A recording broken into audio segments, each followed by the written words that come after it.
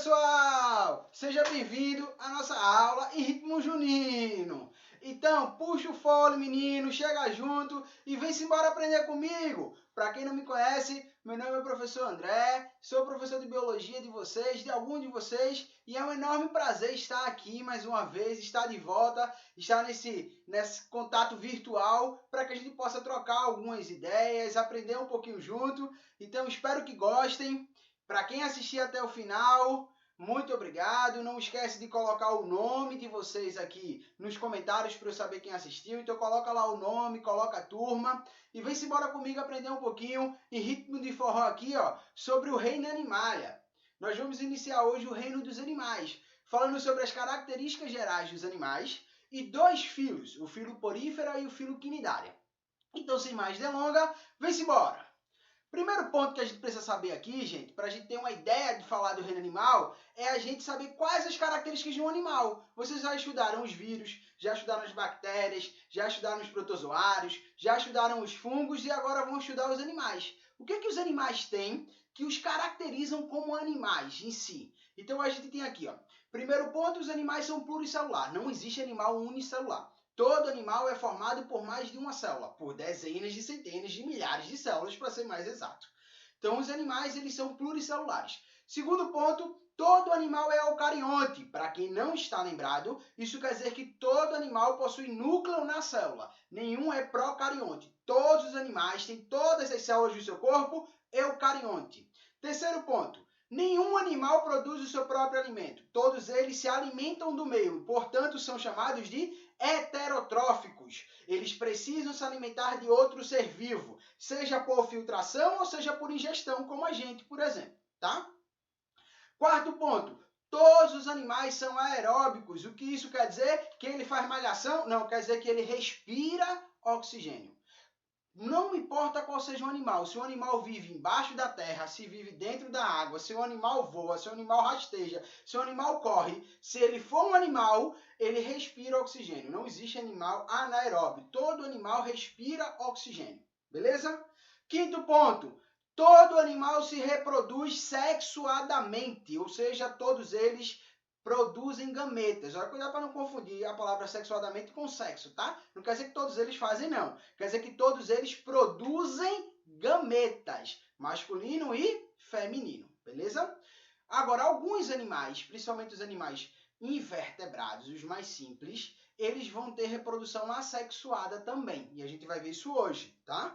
Mas todos são sexuados, mas nem todos são assexuados. E por último, da onde vem uma das expressões da palavra animal, a palavra anima, quer dizer movimento, beleza? Quer dizer que eles se movimentam. Os animais, eles têm capacidade de locomoção, com exceção de um, que são os poríferos, que são sésseis, tá? Alguns outros vão ter animais com locomoção e céssio. Céssio quer dizer fixo. Então, os animais, na grande maioria, 99% dos animais, eles se locomovem, mas poucos deles são sésseis, são fixos. Beleza até aí? Ótimo. Quando a gente fala em características dos animais, a gente não pode esquecer que eles têm um processo de simetria. O que isso quer dizer? Que é capaz, que eu tenho uma capacidade de partir esses animais em planos imaginários e que faz com que eles tenham pedaços iguais, tá? Esses tipos de simetria definem o grupo animal. De acordo com o grupo animal, existe uma simetria. A simetria mais comum nos animais, como a nossa simetria, é a simetria bilateral. Bi, de lateral, lado. É aquela que corta você em direito e esquerdo. É aquela que eu posso traçar uma linha imaginária e dizer que meu lado direito é igual ao meu lado esquerdo. Olha que nessa lagosta é igualzinho, ó. Você passa uma linha e o lado direito dela é igual ao lado esquerdo. Isso quer dizer que ela tem uma simetria bilateral. Bi é duas laterais, beleza? Alguns animais vão ser chamados de radiados, porque eles vão ter uma simetria radial. Isso quer dizer que funciona tipo uma pizza. Eu coloco um ponto no meio e posso fazer vários pedaços e todos vão ser iguais. Olha, por exemplo, a anêmona. A anêmona é aquele bichinho, aquele animal onde vive o peixe Nemo, para quem já assistiu Procurando Nemo. Então, a anêmona, eu posso fatiar ela em 4, eu posso fatiar ela em 8, eu posso fatiar ela em 16. Desde que sejam múltiplos, eles vão ter pedaços iguais. Beleza? Mas existem aqueles animais que não têm simetria. Por exemplo, a esponja do mar. A esponja do mar ele é assimétrico. Ele tem formatos tão diferentes e eles crescem para tantos lados diferentes que não tem como eu cortar um lado e dizer que um lado é igual ao outro. Então, eles são sem simetria, assimétrico. Beleza? Os animais em geral se dividem em 9 filos. Vocês estão lembrados, né? Que reino, filo. Então, reino é o reino animal. Depois do reino, qual é a classificação? Filo. Os filos dos animais, em geral, são 9. Tem mais de 9, mas os mais famosos são esses 9. Porífero, quinidário, plateamídeos, nematóides, moluscos, artrópodes, equinordermatas e cordados. Então, a gente tem os 9 aqui, ó. Porífero, as esponjas do mar, quinidário, as águas-vivas, platelmintos, os vermes de corpo achatado, os nematóides, os vermes de corpo cilíndrico, moluscos, animais de corpo mole, anelídeos, os animais com anéis, artrópodes, os animais que têm articulação, equinodermos, a estrela do mar, e cordados, são o que vocês conhecem como animais vertebrados. Aqui fica a dica, preste atenção.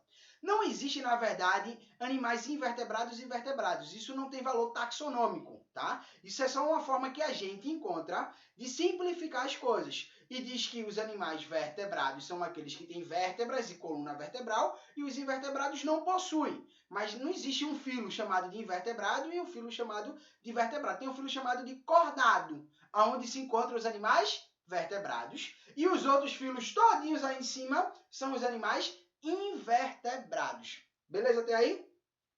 Quando eu pego esses dois grupos de animais, invertebrados e vertebrados juntos, eu posso separar eles de acordo com suas características. A primeira característica leva em consideração algo que vocês aprenderam ano passado, que é a embriologia, tá? E aí a gente separa esses animais em diblásticos e triblásticos. Aí você bota a mão na cabeça e fala, que danada é isso, professor? Facinho, facinho, sem estresse. Quando o indivíduo está se formando, quando se encontra os gametas lá dentro da mãe, lá naquele processo inicial, que a gente vai formar um embrião, existe uma coisa chamada de folhetos embrionários. Não precisa lembrar de tudo agora não, tá? Os organismos animais podem ter 2 folhetos embrionários, portanto eles são diblásticos, que seriam o folheto externo, ectoderme, e o folheto interno, endoderme.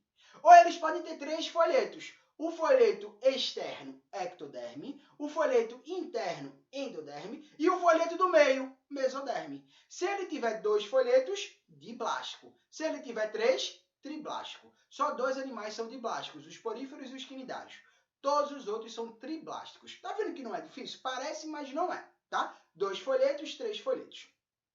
Todos os animais que têm a mesoderme podem e vão criar uma cavidade interna. Essa cavidade interna é onde vai guardar os órgãos viscerais, o que a gente chama de uma cavidade chamada de celoma, tá? Portanto, eu posso ter aí, ó, nos triblásticos, os acelomados, os pseudocelomados e os celomados. O que é o celoma? É uma cavidade onde vai ficar as vísceras. No seu corpo, olha, é onde ficou o seu abdômen aqui, ó, com todas as vísceras. O intestino, o rim, o fígado, o estômago, a bexiga, tudo misturado aqui dentro. Essa cavidade visceral, quando você era um embrião, tá? Chamava-se lá de celoma. Agora não, agora você tem o seu abdômen, já está crescido, beleza?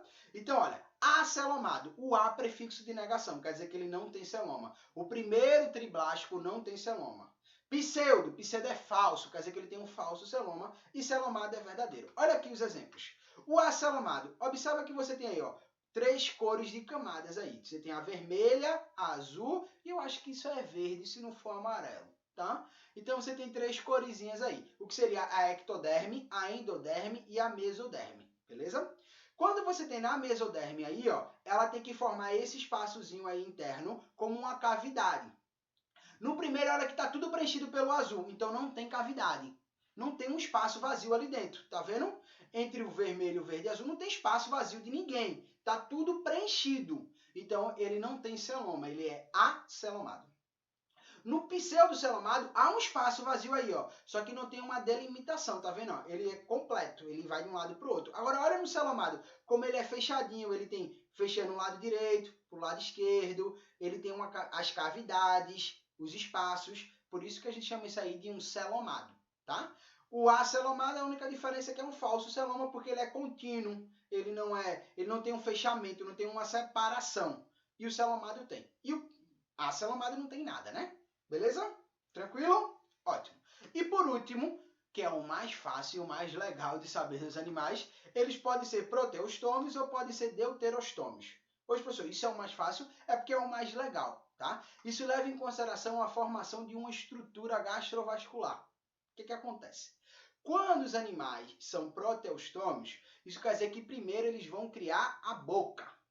Primeiro órgão, a primeira estrutura que vai vir do blastoporo lá, para quem lembra lá das aulas do ano passado, vai ser a boca. E posteriormente ele vai criar o ânus. Ele vai criar primeiro a boca, depois o ânus. Então ele vai criar nessa sequência. Alguns animais nem chegam a criar o ânus. Por exemplo, os quinidários que estão aí, ó, nos proteostômios, eles só têm boca, eles não possuem ânus, tá?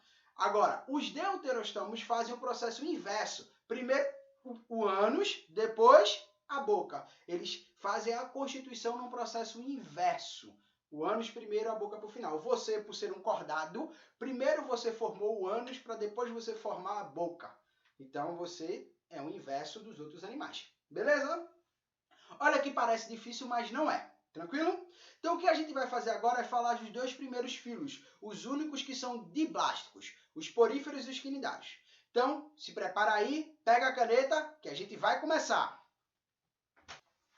Estamos de volta! E agora, ó, no ritmo do porífero.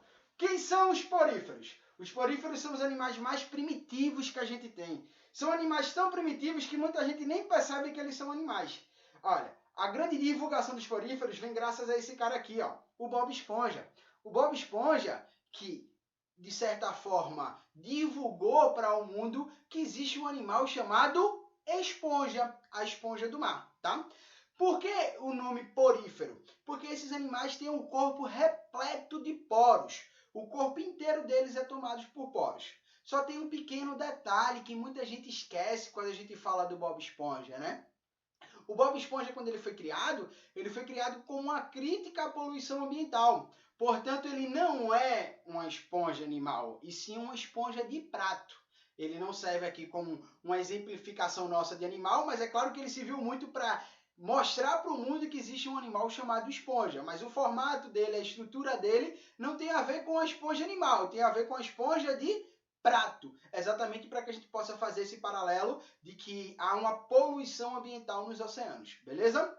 Qual é a característica comum a todos os animais do filo porífero, tá? A todas as esponjas? Eles são heterotrófos filtradores, ou seja, eles se alimentam filtrando a água, beleza? Todos são aquáticos, a maioria deles do mar, mas alguns vivem no rio, são dos aquícolas. Todos são sésseis, isso quer dizer que nenhum se locomove, todos eles vivem parados, fixos a um substrato. Não possuem tecido, órgão nem sistema, é por isso que eles são os animais mais primitivos. Eles não possuem nenhuma dessas estruturas. E eles têm células que simulam os órgãos, portanto eles têm células diferenciadas para cada função. Esses são os poríferos de verdade. Observa lá bem que o Bob Esponja não tem muito a ver com a esponja de verdade, tem mais a ver com a esponja de prato.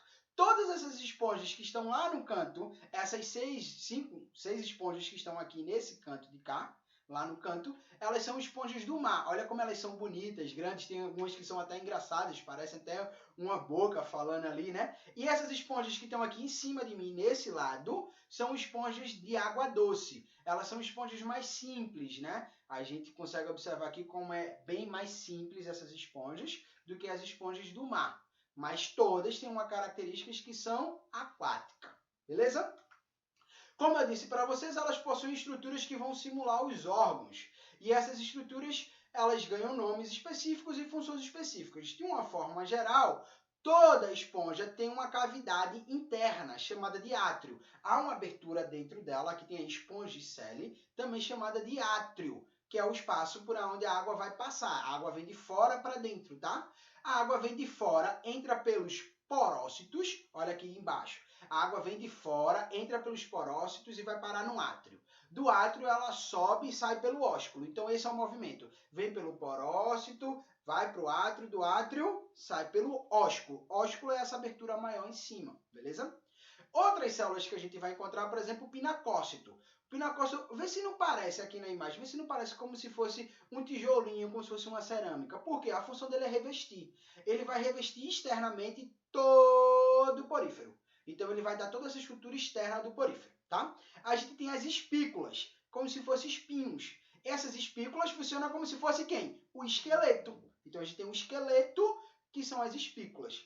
A gente tem os amebócitos. Quem são os amebócitos? São células totipotentes, que podem se transformar em qualquer célula que o porífero esteja precisando. Se a esponja quer crescer, ela vai usar os amebócitos para crescer. São células que conseguem se movimentar ali dentro, ó, entre o pinacócito, a espícula, o porócito, ele vai se movimentando ali dentro. Tranquilo? E por último, uma das células mais importantes que a gente tem dentro dos poríferos são os coanócitos. Esse que está aqui ó, com um rabinho, que se chama de flagelo. Os coanócitos, eles ficam virados para dentro da esponja e eles têm diversas funções. Uma delas é puxar água. Eles vão se batendo lá dentro, ó, eles ficam lá dentro e vão se batendo aqui dentro. Aqui vocês conseguem ver o ósteozinho, a abertura de cada uma, e lá dentro vai ficar todos aqueles flagelinhos puxando a água, jogando a água para fora, fazendo com que abra espaço para que a água entre pela lateral e saia por cima. Quem vai fazer isso é exatamente os coanócitos, tá? Outras funções do coanócito, capturar alimento. Outra função do coanócito, capturar o espermatozoide na hora que vai fazer a fecundação. Então, é uma célula muito importante para os poríferos. Beleza? Aqui para vocês verem bem como é o caminho que a água faz. Olha, ele jogou tinta ao redor e olha que a tinta entra pelos poros e sai pelo ósculo.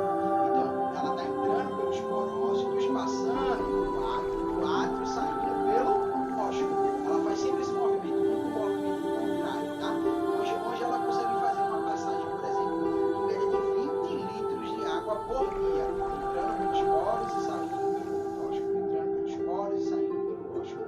Ela nunca entra por cima, ela sempre entra pelos lados e sai por cima. E quem faz esse mecanismo funcionar é exatamente os coanócitos. Esse nome de canoa, né? Eles vão lá, vão remar e vão trazer esse fluxo de água. Beleza? Como se dá a reprodução dos poríferos? Os poríferos eles podem se reproduzir assexuadamente e sexuadamente, porque para ser um animal também tem que ter reprodução sexuada. Assexuadamente, por exemplo, a gente tem o brotamento. Aqui, ó, esse brotamento. O que é um broto? Vai nascendo um pedacinho do animal, um pedacinho do animal, um pedacinho. Esse pedacinho vai ficando tão grande, mas tão grande que ele tem duas opções. Ou ele se fixa do lado dele, fica como se fosse um animal único, ou ele se quebra, cai e vira um novo animal. Olha aí, na grande parte dos poríferos, os brotos ficam colados aos pais. Portanto, formam uma colônia fixa. Olha aqui, ó, nessa imagem, como está bonitinho. Cada estrutura dessa aí veio de um só. Era um que foi crescendo outros ao redor. Esses foram crescendo por brotamento. É como imagina uma verruga sua. Crescer tanto e de repente essa verruga virar um filho seu com a sua cara, 2 bracinhos, 2 perninhas e decidir se fica lá ou se sai. Isso seria um brotamento. Beleza? Um outro exemplo seria a gemulação. Olha, as esponjas elas podem tanto viver no fundo do oceano como viver nos recifes de corais, que são mais rasos, tá? E aí o que é que acontece às vezes? A água vai embora. E como eles são animais filtradores que dependem da água, e aquele ambiente pode não ficar favorável para eles, eles formam uma estrutura chamada de gêmula. Olha, se você está vendo aí várias espículas fechando ela como se fosse uma bolha. Tá vendo o que ele fez aí? Ó? Lá dentro tem células que são amebócitos capazes de gerar, por exemplo, uma nova esponja. Então ela pega um pedacinho dela, ela fecha essa estrutura com espículas e guarda lá dentro o que pode ser uma nova esponja. Quando a água voltar, quando tudo voltar ao normal, quando tudo der certo, ela abre novamente isso daí e essas células vão virar uma nova esponja. Isso só acontece, a gemulação, quando o ambiente está ficando desfavorável e ela tem o medo de morrer. Então, se ela morrer, ela vai deixar lá um representante para quando tudo voltar ao normal, ela poder reaparecer naquele ambiente. Beleza? E a outra forma bem característica desse grupo de reprodução assexuada é a regeneração. Você pega uma esponja e você parte ela em vários pedaços, ela faz isso aí, ó. Quando você jogar de volta na água, porque é um animal aquático, precisa da água, jogar de volta na água, ela vai fazer uma reagregação desses pedaços e cada reagregação dessa vai formar uma nova esponja. Então eu parti ela em 4, cada pedaço desse vai virar uma nova esponja. Então, que era 1, viram 4. É um poder extremo de regeneração. Beleza?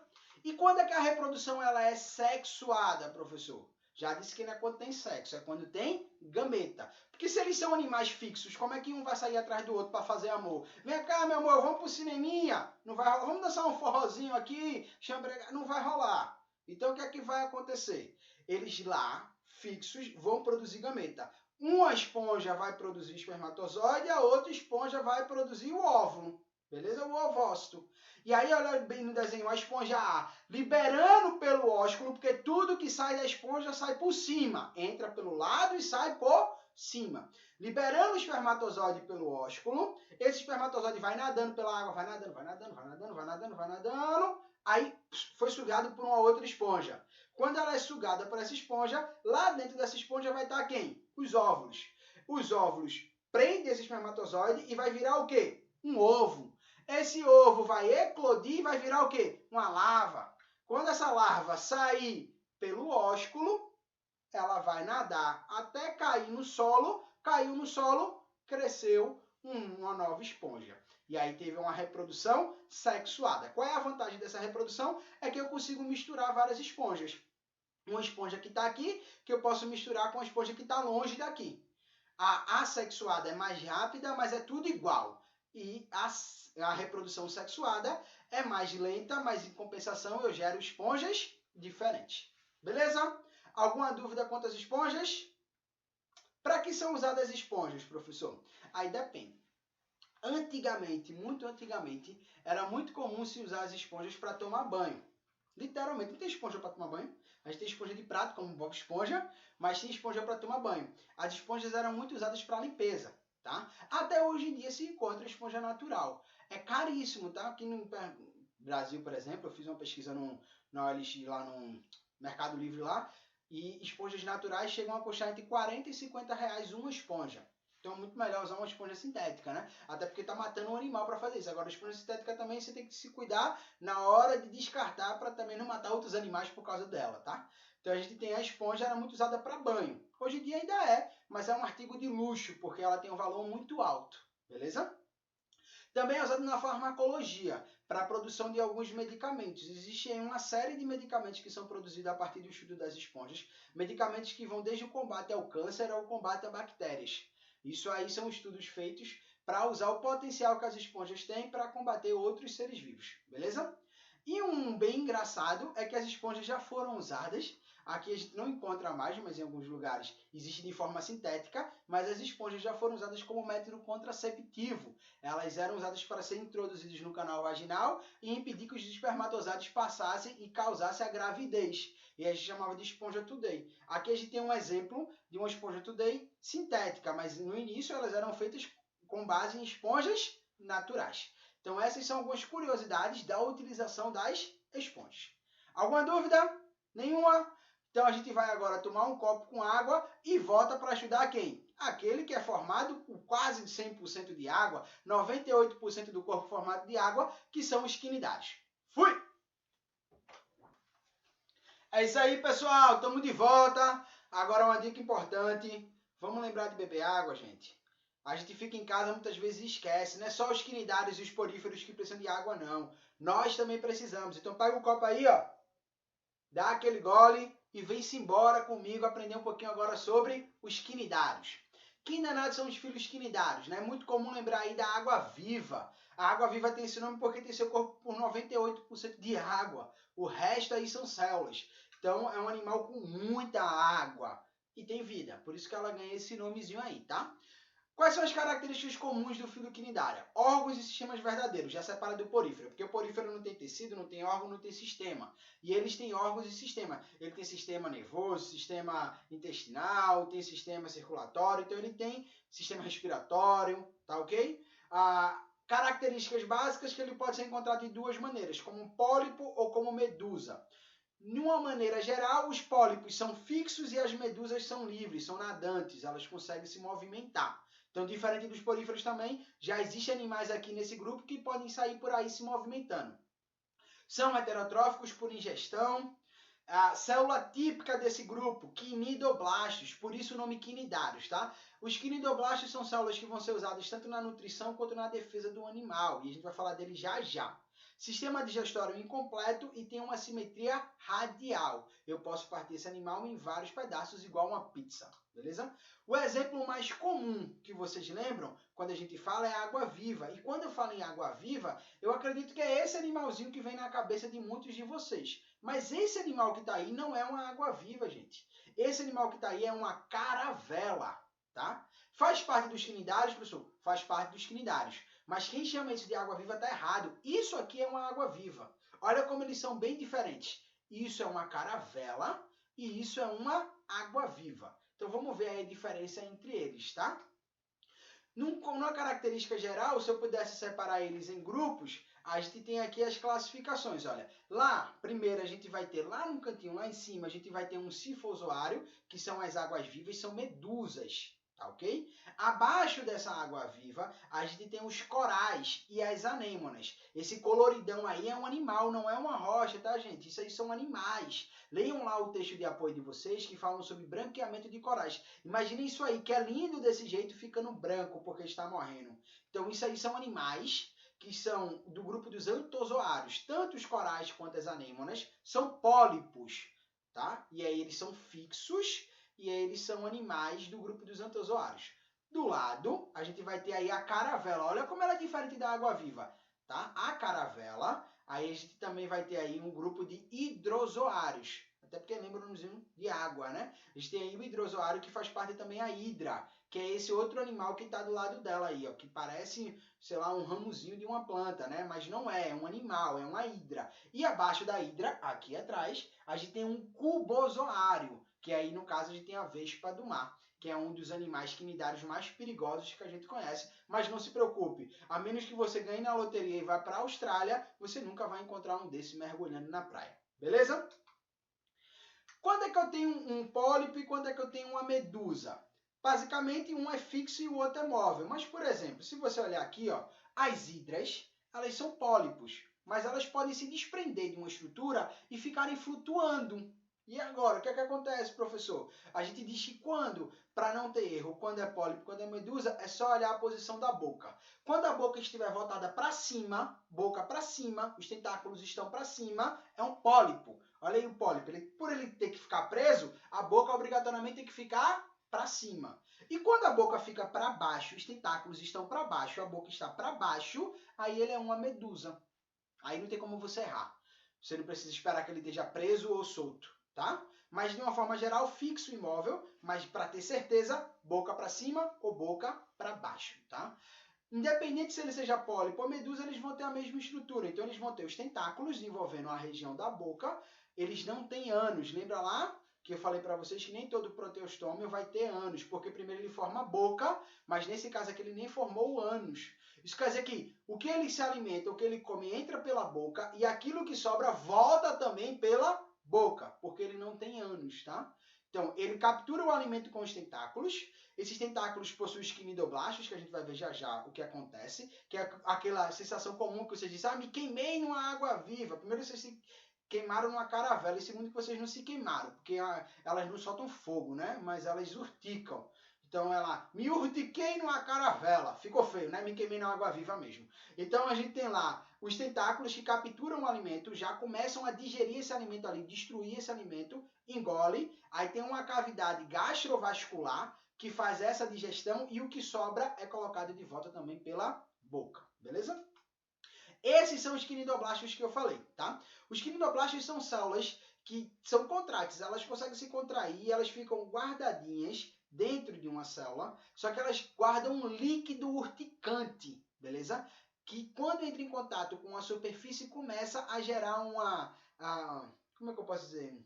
De certa forma, uma agonia, né? Gera uma urtica, gera... Qual seria a palavra? Não é uma queimação, é muito comum a gente querer dizer que queima, mas na verdade é como se gerasse uma alergia. E aí, dependendo do grau do que gera nessa pele, aí você pode ter sérios problemas no seu sistema nervoso, né? Porque é uma sensação tão acentuada que pode causar, inclusive, a morte. É o caso daquela vespa do mar que eu falei. Mas voltando para o quinidoblasto, ele guarda dentro dele o que a gente chama de nematocisto, tá? Que é essa caldinha. Essa caldinha fica enrolada dentro dele, que é o nematocisto. E nela você vai encontrar exatamente a estrutura urticante, esse líquido urticante. Então ele fica lá guardadinho. Quando ele entra em contato com a superfície, o que é que ele faz? Tuf, ele dispara. E aí esses nematocistos entram na pele, envolvem a pele do animal e acabam agredindo esse animal. Se for um animal pequeno, ele pode matar esse animal para se alimentar. Se for um animal muito grande, ele consegue afugentar esse animal para não ser o alimento desse animal, beleza? Como é que esses animais se reproduzem? Por serem animais, tem que ser sexuado e assexuado. Vamos pegar aqui o exemplo da hidra, tá? Mas também serve para os outros animais. Como o exemplo da hidra, assexuadamente a gente tem o brotamento. Olha aqui nessa figura aí, ó, ele já está brotando um do lado dele, ó. Essa imagem real dessa hidra aí, no fundo preto, ela já está brotando uma outra hidra dela. Mas é igualzinho os poríferos, vai crescendo, vai crescendo, vai crescendo. Se ficar grande demais, parte e vira uma nova hidra. Se ficar pequenininho, pode ficar junto com a outra e viver junto o resto da vida. E como é que é a reprodução sexuada? Igualzinho aos poríferos. Uma hidra, um quinidário, vai gerar os espermatozoides, vai liberar esses espermatozoides na água, outro quinidário absorve esses espermatozoides, junta com o óvulo, forma um ovo que vira uma larva. Essa larva, que é tipo um embriãozinho envolvido lá, vai cair no solo e vai virar um novo pólipo que vai crescer uma nova hidra. Beleza? Professor, e quando for de certa forma, uma medusa? Aí a gente tem o que a gente chama de alternação de geração. Quando os pólipos viram medusas. E aí a gente tem pólipo, medusa, pólipo, medusa, pólipo, medusa, assexuado, sexuado, assexuado, sexuado. Olha esse exemplo aqui do lado. Vamos começar nesse pólipo que está embaixo. Ele está fixo com as bocas para cima, beleza? Olha lá embaixo. Esse pólipo começou a desprender aí, ó, pedaços dele. E cada pedaço que ele desprendeu virou uma medusa. Olha a medusa subindo aí, ó. Tá vendo? Tinha um pólipo, esse pólipo se desprendeu um pedaço, esse pedaço virou uma medusa, beleza? Essa medusa, junto com outra medusa, fez uma reprodução sexuada. Liberou gametas, esses gametas se encontraram com a outra medusa e formou uma larva aí, ó. Essa larva desceu até o solo, prendeu-se no solo e virou um novo pólipo. Esse pólipo vai se desmanchando e virando novas medusas. Alternância de geração. Na fase de pólipo, quando ele se desprende, é um brotamento. Esse brotamento se desprendeu, virou uma medusa. Então, ele saiu de pólipo para medusa de forma assexuada. Quando ele era duas medusas, ele fez reprodução sexuada e virou o quê? Um pólipo. Então, de medusa para pólipo é uma reprodução sexuada. Então, você tem aí uma alternância de geração. Muito comum nos quinidários, beleza? Por fim, nós temos aqui, ó, as águas-vivas imortais. Elas existem, tá? Fazem parte dos cubozoários. Elas foram descobertas já faz um tempinho, desde 88 a gente sabe que elas existem. E o homem vem estudando elas desde lá. Em busca do que, professor? Da magia da imortalidade, se nós vamos ser um dia imortal. Biologicamente, essa água-viva aqui, ela não morre. Ela pode morrer por outros fatores, porque foi comida, porque saiu do seu ambiente natural, mas por idade, biologicamente, ela não morre. Por quê? Porque ela sofre de...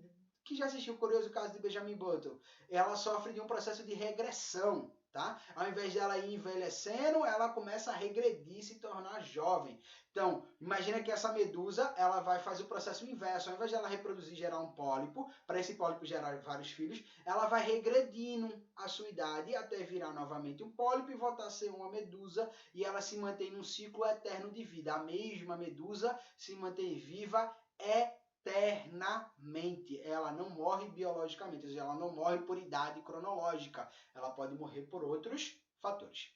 Beleza, gente? Eu espero que vocês tenham gostado desse nosso primeiro contato aqui. Qualquer dúvida, me procura no WhatsApp, bota aqui nos comentários. Não esquece, quem assistiu a aula até aqui, vá lá no comentário do YouTube, coloca o seu nome, a sua turma, para eu saber que você assistiu. Foi um prazer, eu tiro meu chapéu para vocês. Estou morrendo de saudade e até a próxima. Tchau!